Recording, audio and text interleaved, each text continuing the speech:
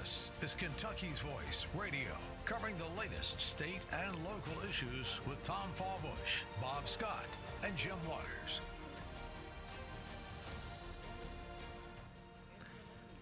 And welcome, everybody. I am not Tom Fallbush, obviously. I'm Andrew Cooperrider here, guest hosting Kentucky's Voice.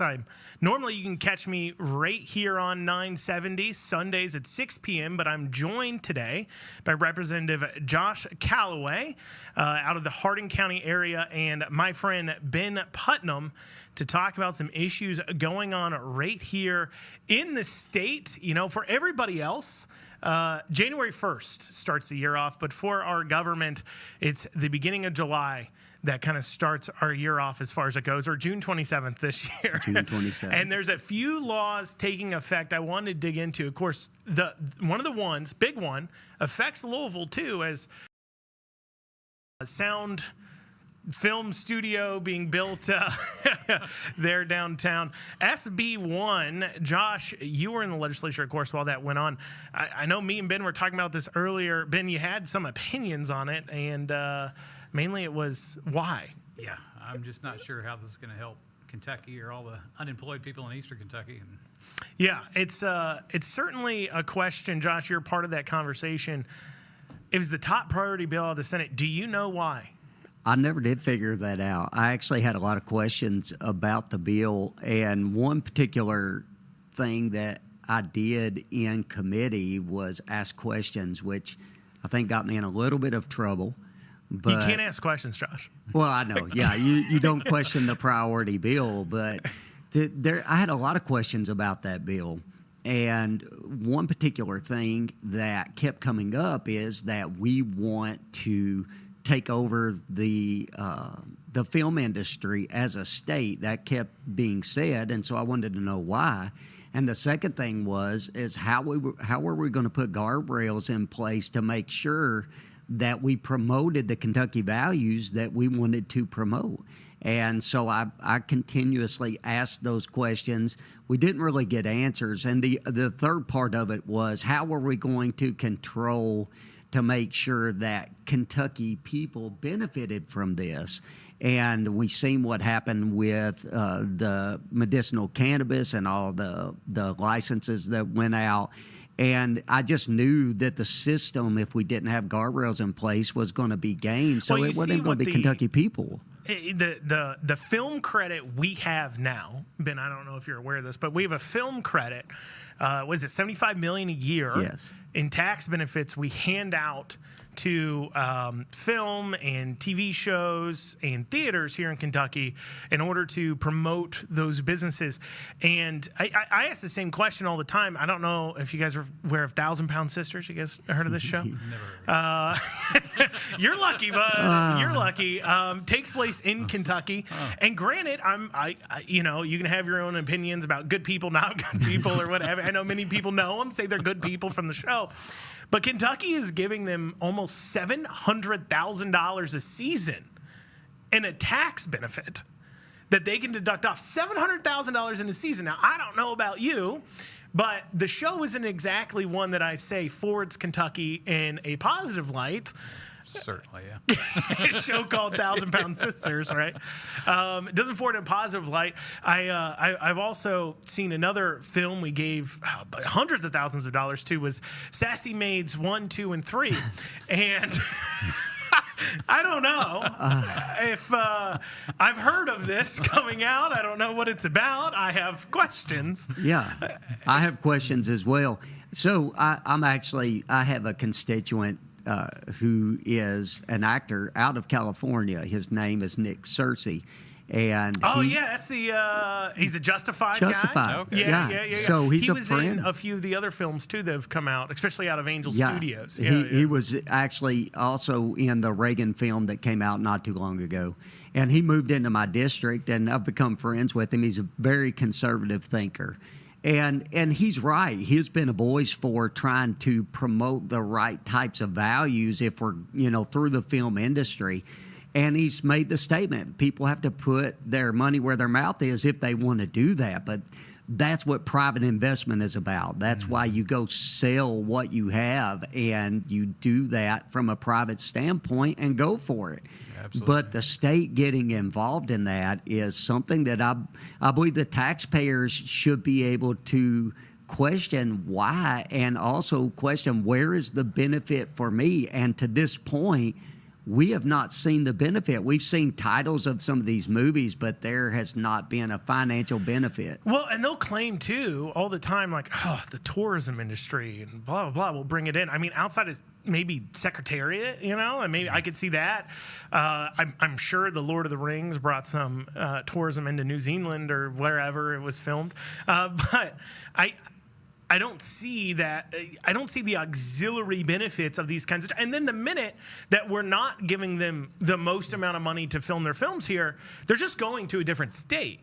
We're not even building an industry with like staying power. Nothing keeps them here. It's emotional.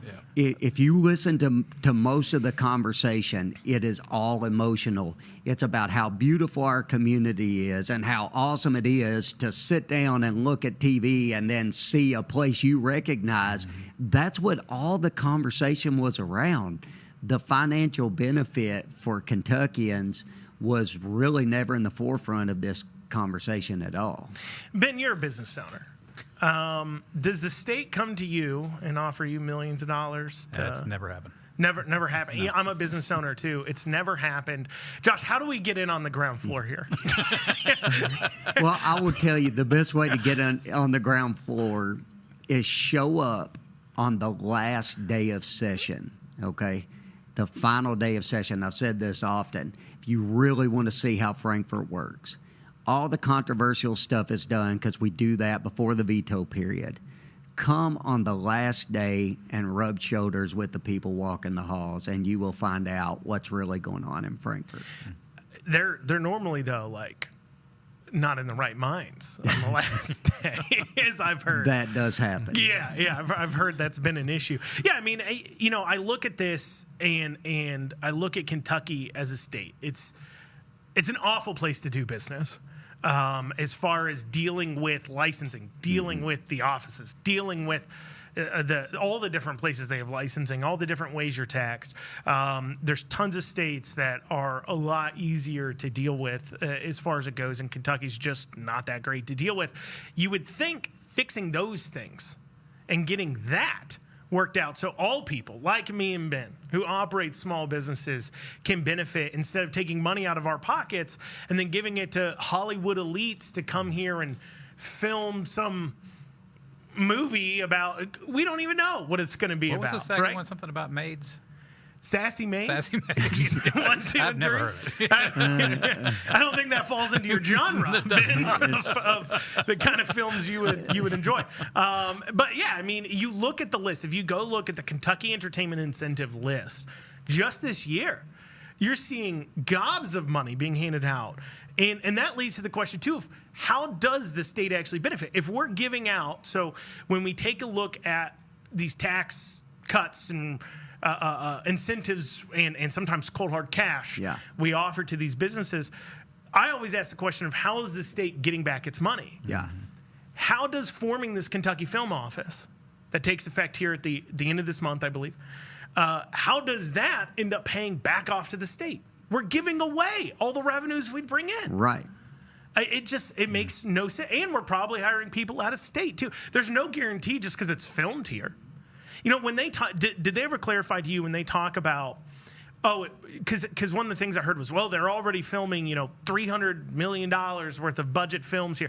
Is that the total budget, including marketing, or is that production budget? It's total budget. And what we have found is that many times they have the opening of these films, and they immediately quit talking about it because there is so little money that comes in when they actually launch these films that they don't want to talk about it anymore. And I'm sure that at some point maybe Kentucky gets a break and they get this killer film that comes and it makes all kinds of money and those types of things. To this point, that hasn't happened. Yeah, it's certainly, I mean, when we look at all their economic development initiatives, I'm always left asking the question of, is there a formula up there? Like, when we're in business and we're looking at when we make investments and everything else, we have some math behind it. It's we have called, a formula. called a business plan. Yeah, we have a business plan. Is there a number? Because it seems like, because we had this session, we had the Kentucky Film Office, we had the data centers.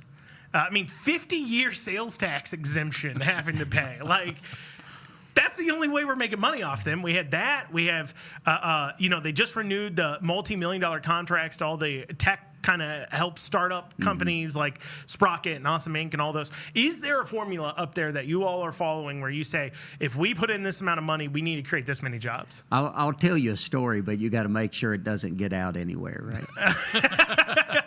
Well, you're live right now. But before you dig into that, I want to get into that story. But we're coming up here. We've got about a minute left. So I want to make sure that everybody knows if you want to reach out here to the show, you can go ahead and text 502-571-0970.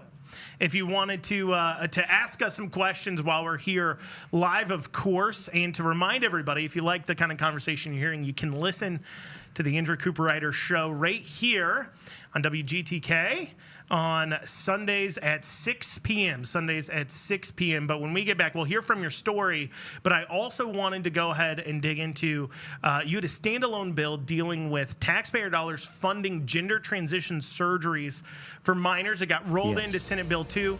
And we have, of course, the governor trying not to put that in place. Absolutely. We'll have that conversation. After this short break, you're listening to Kentucky's Voice, and this is Andrew Cooperrider.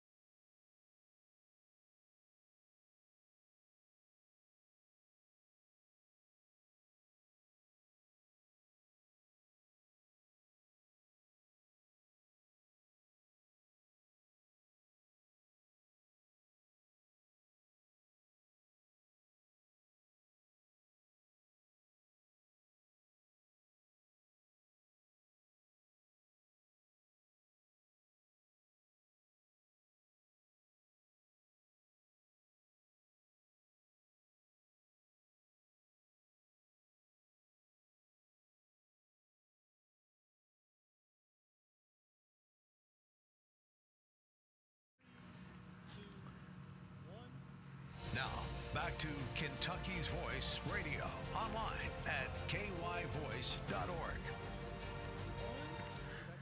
And you are back live here. Andrew Cooperrider, guest hosting for Kentucky Voice, joined by Representative Josh Calloway and Ben Putnam. We are discussing just some different bills coming into effect. And before the break, we were digging into some economic development conversations. And Josh, you said you had a story you wanted to tell me, but I had to promise not to tell anybody. So I figured here live on TV and radio would be a fantastic time Perfect for you to place tell to the do it. story. So let's hear it, bud. I'll be vague in it, and it goes back several years. Tell us the names. A particular bill that I voted for that I regret. And you were talking about the formula, like how do we come up with these Is it the tax Fort Battery incentives plan and bill? those types of things. And one particular bill that we had, I was a no vote on at the time.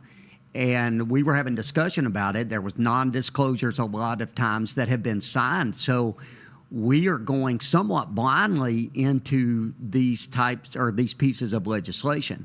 And so I had a conversation with someone that I was a no vote, and the next thing that happens, I get called into a meeting, and I won't say any names, but a particular person that was in the no and had been a part of the non-disclosure said, I can't tell you what this is about. All I can tell you is you vote no on this bill, I'll move to your district, I'll run one mailer against you, and I will beat you in a primary. Wow. And that's the kind of threats to say, hey, you better vote for this. That was how it came about. Yeah, yeah. And I didn't take it as much as a threat as I was like, well, maybe there really is something to this that I don't get.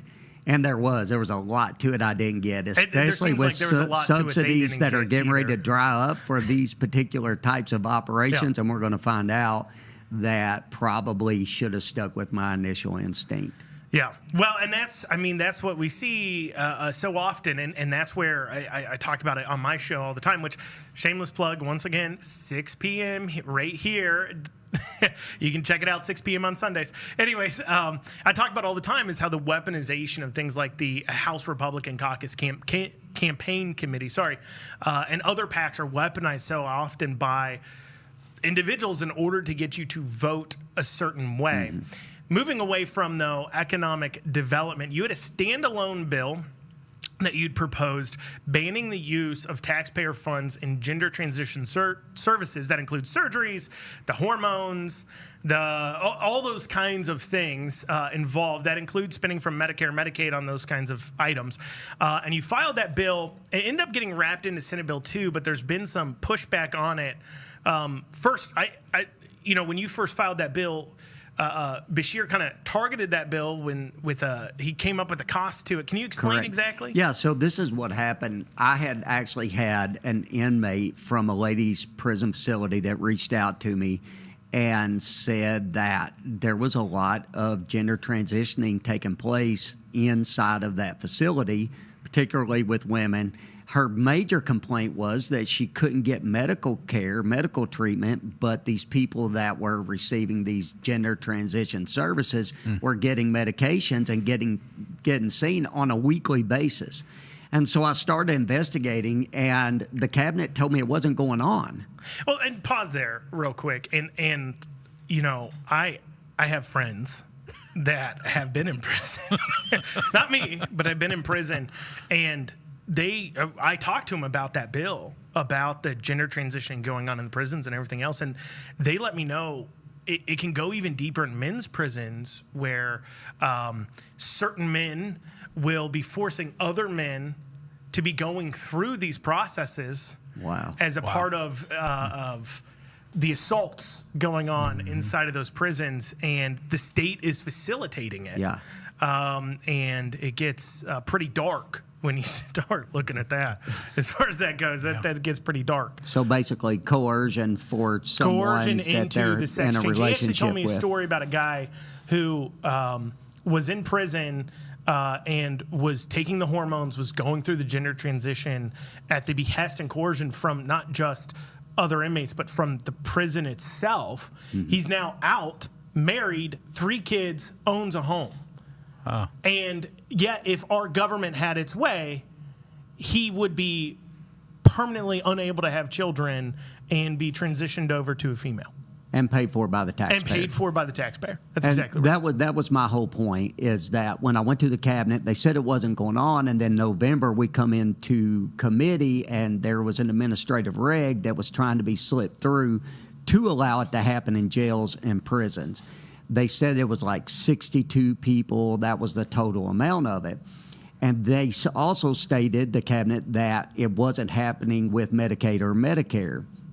And what we found out was that some of that was a lie, but they sent me an email from the cabinet and said that if my bill passed, that somewhere between 10 and 15,000 Kentuckians would lose their state-paid gender transitioning services. 10 to 15,000. So And it was first they gonna- claim it wasn't happening, and then they It was 62, and then it's 10 to 15,000. And then they are in their argument to say, no, you shouldn't pass this. They make the greatest case ever. Yes, it's going to cost Why it was $23 needed. million in additional mental health services if we passed my bill. So their argument was, let me make sure I can phrase this in, that if we don't allow the men to transition into women or women to change to men on the taxpayer's dime, that they will need more mental health services, which they probably should have been getting anyways.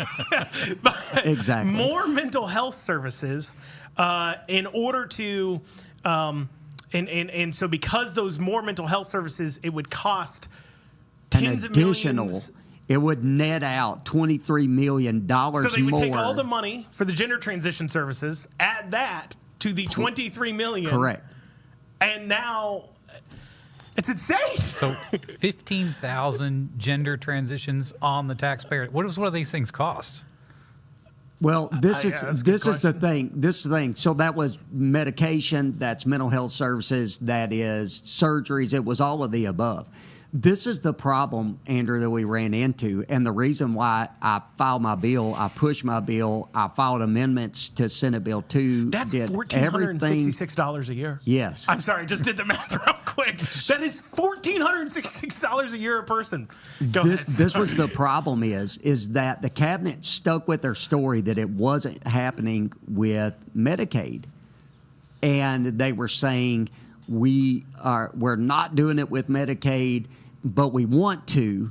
And so the legislature said, well, we got to make sure that doesn't happen. So what I did the math and said, if it's not happening with Medicaid, if it's happening in facilities Are they at doing it to our 62 seniors? people. Medicare? Is that what it is? So, well, this is the thing. It's local governments. Okay.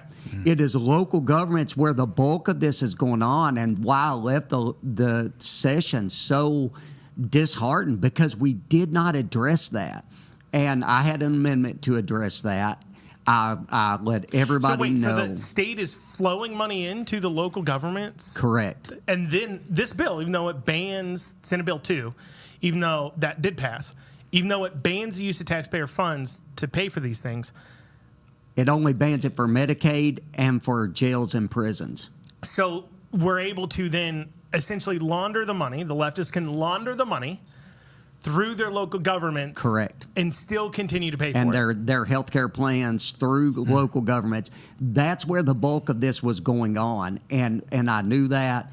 I met with the Senate. I met with House minute left. leadership, and we did not get that fixed. And if you notice my post at the end of the session, I said, well, we fixed 2% of this problem. We're going to come back next year and let's readdress this problem Well, again. and when you look at, too, the states, and I mean, when it comes to this issue, there's this weird amount of trust the legislature has with the Beshear administration.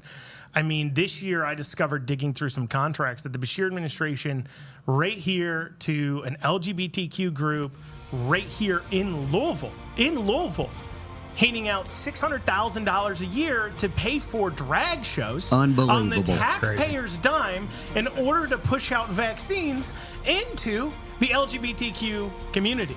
Taxpayer-funded drag shows to push out vaccines. I mean, it's obviously insane, but Beshear's response to this, though, even though it does so little, has been so crazy. We're going to be hitting upon that.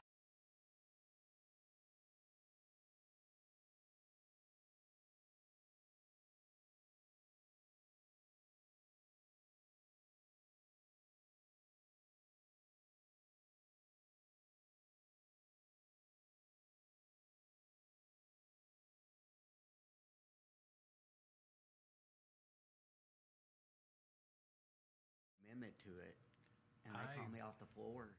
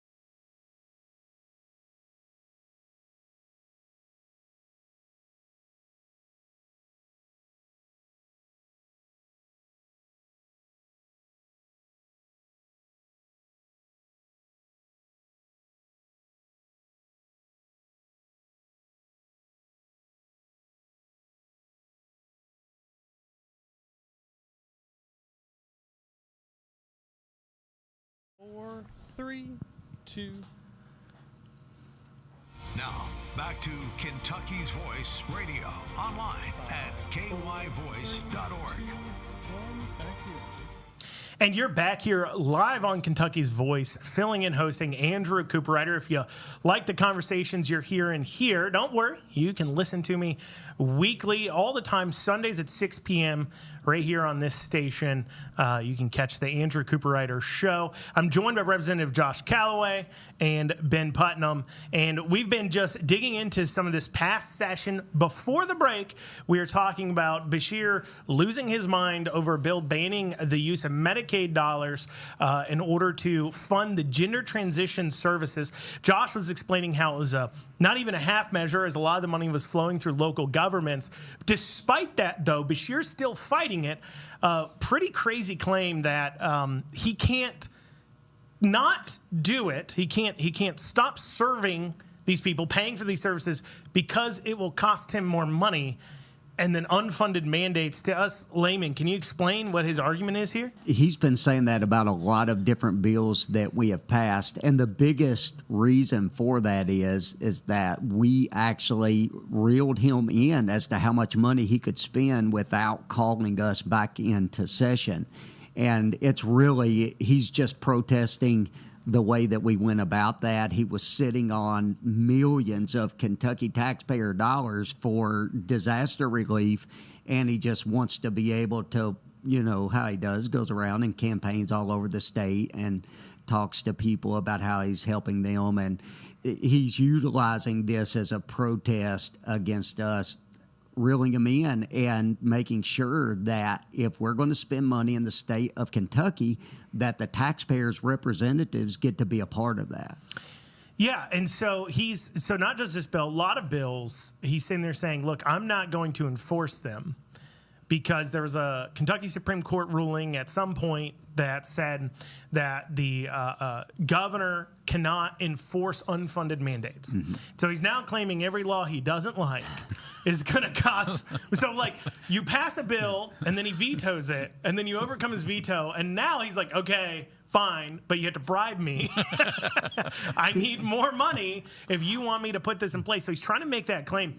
What do you think, Josh? Well, first, let me ask Ben. You're a common citizen. You've heard the situation. What do you think the legislature should do in response?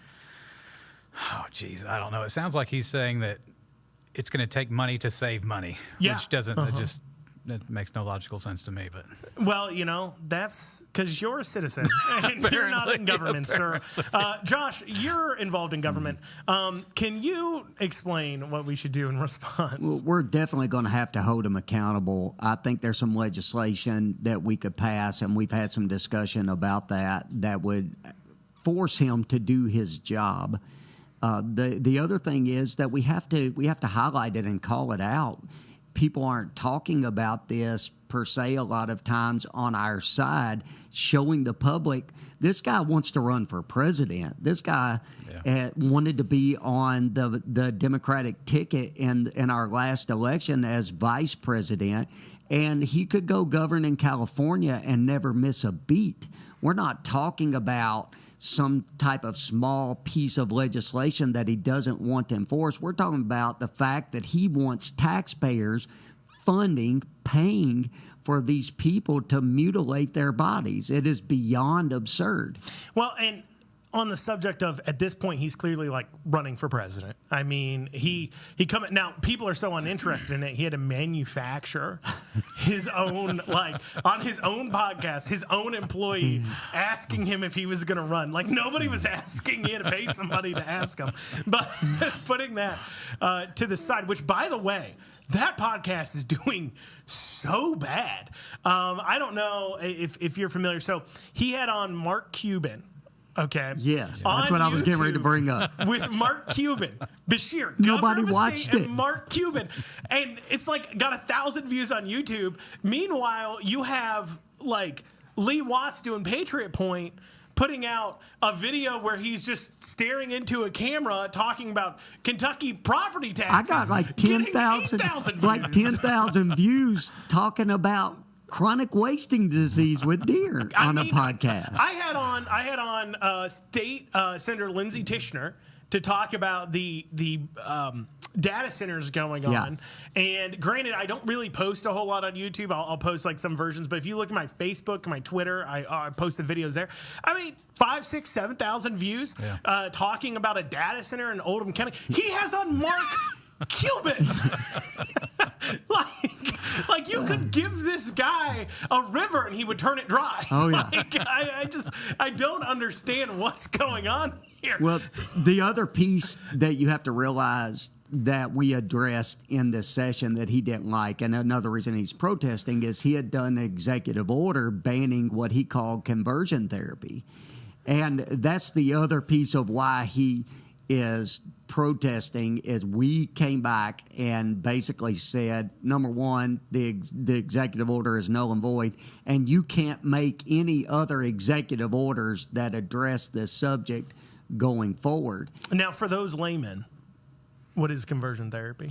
Well, that's part of the problem. It's what he defined it as. So people talk about conversion torture. There's been people, specifically with children, that have identified as LGBTQAI+, that there in the past have been so-called counselors who have done atrocious, ungodly things to children in the name. Like give them pills to chemically castrate them to change the gender? That, Did that make it in there for gender transition? Was that considered no. Okay. No. So that wasn't a part of conversion therapy. Everything about his definition was totally around speech. And specifically, it was forcing one-way conversation that the only thing you could do was affirm, which removes the tool from any counselor of being able to show both sides or to speak the truth and not affirm. And so it was weird when you look at that and you say they can only affirm. You're literally making the argument that nobody ever has said I'm gay or I'm a different gender and then changed back. Right. I mean, you would have to be you would have to say that's never happened, but yet we see examples of that all the time. And so it seems like the way he defined conversion therapy, it seemed like he almost made you can go trans, but going back's illegal. Like, I feel like that's what he did. He banned going back. When his dad was governor, I was working in the Warren County Juvenile Detention Center as a volunteer. And I walk in one night, and we got paperwork that came down as guidance through an administrative reg that said that we had to sign this paperwork stating that we would never read any portion of Scripture that said that anybody that was LGBTQAI+ could or should change or imply that they could or should change. You know, Australia passed a law on that like a few months ago, where they literally said they made it illegal to, if they found out you were praying for somebody to not transition, even privately in your own home. If you said, I'm praying, so like, let's say you have your kid confused, transitioning. In Australia, they made it to where you couldn't, if they found out you were praying privately, that your kid would go back to being your kid, then you would be in trouble for that. Wow. I mean, and that's the kind of world we're living in. No, that is the mindset, and that's where he was headed with this. We knew it was coming back. That's why I was so passionate about making sure that we ended that, and we did. We were able to do that. But that's one of the other reasons that he's protesting implementing bills that we have passed. You know, another interesting bill taking effect deals with teacher-student communications. This has been needed for a long time. I can tell you a story here. In Raceland-Worthington School District, that's up in like northern Kentucky, I believe it's in Greenup County, there was this teacher. He was actually the law teacher there. And he was a high school law teacher, and then also the girls like track coach or volleyball or some soccer, you know, which I've made my post about men being in charge of high school girls sports teams and my concerns. But anyways, it was a hot take to be like, I don't think this should be going on. But anyways, and what he would do is he was engaging in grooming. So he would create these relationships with these girls through text and everything else. And then the minute they graduated high school and turned 18, he would invite them over to his house. So the teachers, concerned by what's going on, he's leveraging his position of authority over the course of several years to create these relationships that he then takes advantage of, said, hey, I have concerns about this, brings it to the school district. And the school district asks KSP to investigate. KSP came back and essentially said, look, he's 100% doing what he's doing. It's 100% gross and disgusting, but it's not actually illegal.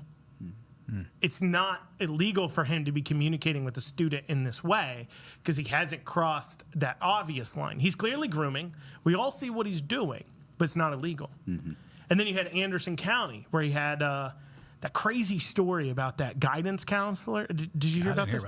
There's a guidance counselor that this father's daughter, he finds out as she comes out, or he finds out she's seeing some other woman, and he's upset about the fact, well, one, he's upset that she's gay, he's a Christian and believes that's wrong, but he's also upset that she was like spending the night with this girl and seeing this girl. And he said, look, if it was a boy and you were doing this in high school, I would have a problem with this. You would be grounded, you would be in trouble for spending the time with this boy and without me knowing. So in the same way, I'm going to hold you accountable for spending time with this girl. And the guidance counselor at the school didn't like that. He forbade her from seeing her. The guidance counselor would put together rendezvous in her office while they were at school, and then coach this daughter through how to file like a CPS report and stuff. Wow. Absolutely insane. And they had all the proof. I mean, text, everything. They had everything to do with it, too. All the receipts, everything else. So this session, they passed this law to make it to where teachers can only communicate with students through a certain app that then the parents can see the communication of in order to help deal with it, which was interesting. I didn't expect the legislature to really take a step in that direction. I was talking to Alliance Defending Freedom about this issue a few years ago, and they were like concerned about the teachers' unions kind of trying to fight against that as far as it goes. Was it hard getting that bill passed? It looked like it wasn't going to move, and then it just came to life right at the end of session. Senator Titchener was a huge advocate for that. The family that you just mentioned from Anderson County came, and it just really took life right at the end of session. So it was a great piece of legislation and a good start to protecting children. Well, one bill you mentioned there when we were talking about things taken off was the chronic wasting disease bill. I want to talk about that because there's an interesting update too from the Kentucky Fish and Wildlife here recently on deer season, adding in a season. So I want to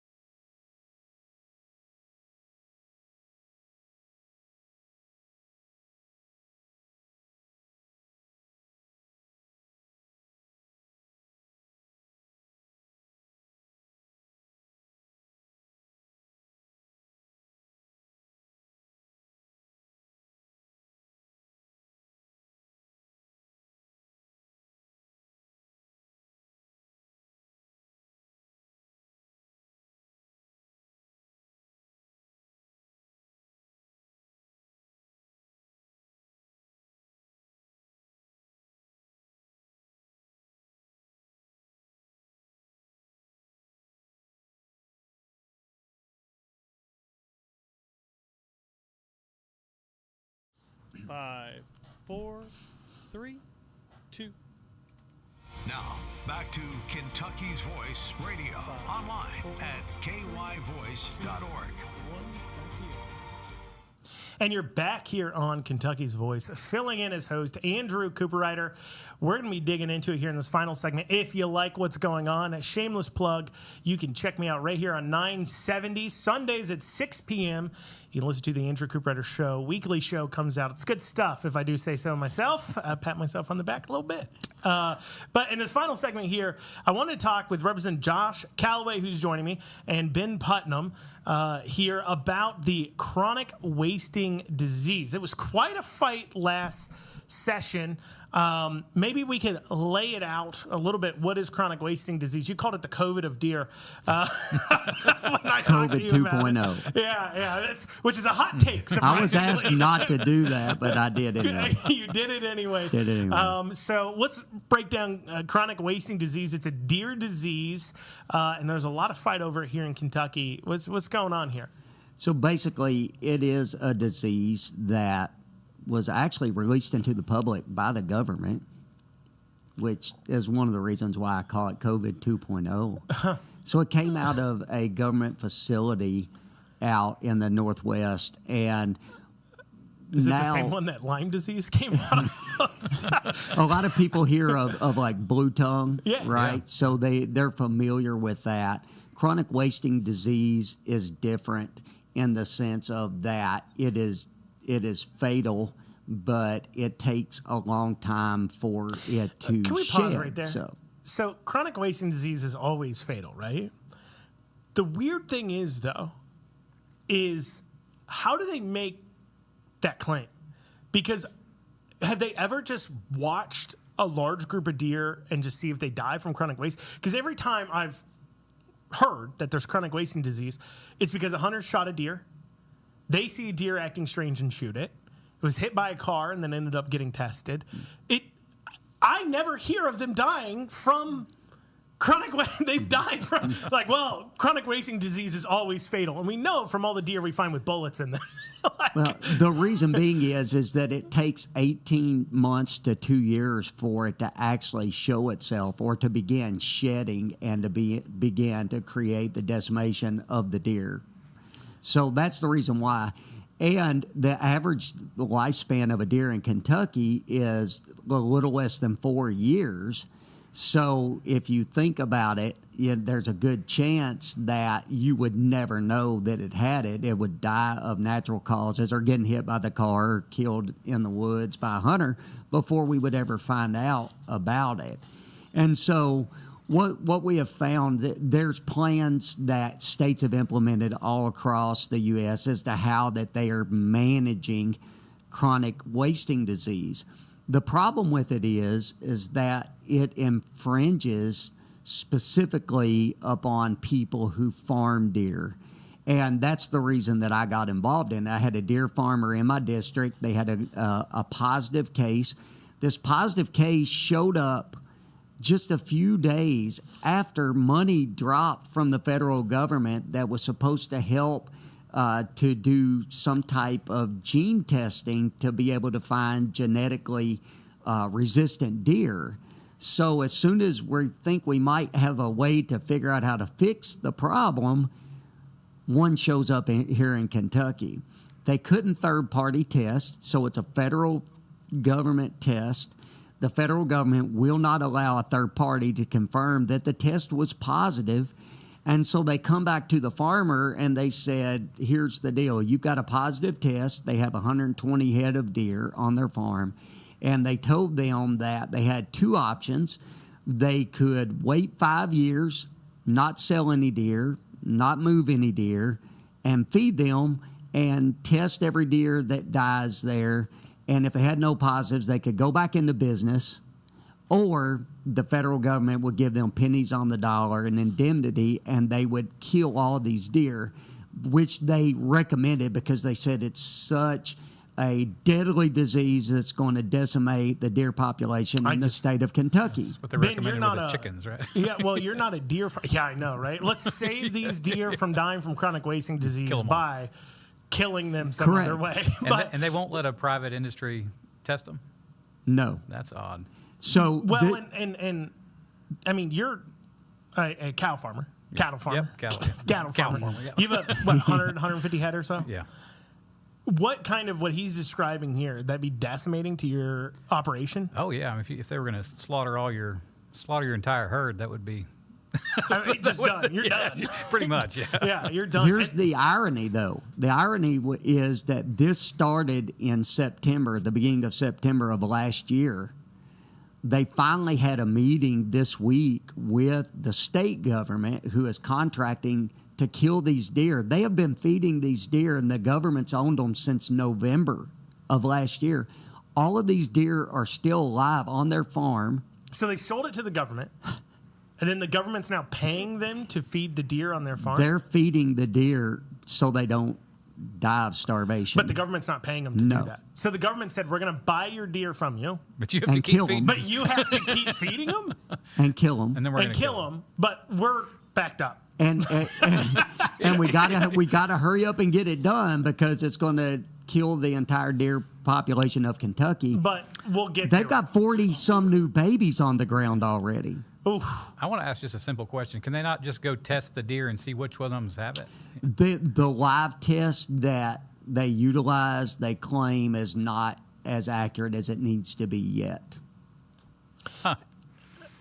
So their testing isn't accurate, but they're going to kill all their deer. They're going to kill all the deer. Is it like the COVID test where if we just cycle it more? They tested 21 deer. Test still is positive. They've killed 21 deer since this started in September, and all of them have been negative to this point. So when we got into the legislative session, Kentucky Fish and Wildlife brought So a wait, bill. hold on. So they've had one positive case, Correct. but then they've tested 21 negative. 21 other deer so far Correct. negative. Is it at all possible that one positive was actually a negative? Or just a bad Like the test, yeah. evidence is the math, And they isn't won't let mathing. you verify their testing. CWD, incredibly dangerous, incredibly deadly, incredibly spreads like wildfire. Also, we have a case here enclosed with 20-something deer that have also tested negative. And it's not spreading. It's not spreading. It's unbelievable. And so what happened, we got into the legislative session, and Kentucky Fish and Wildlife brought a piece of legislation that was much more restrictive on the deer farmers and I mean, it would have cost on the them hunters. millions, right? They wanted like second fences built and like crazy things. It was going, and none of it was scientific. And so they basically brought the bill. I was working with Fish and Wildlife as well as working with the deer farmers, and I basically told them, I said, if this bill comes to the floor, I will literally stand on my desk on the House floor and stomp it in the ground, protesting the fact that the government can put its neck or its foot on the neck of a business owner and put them out of business.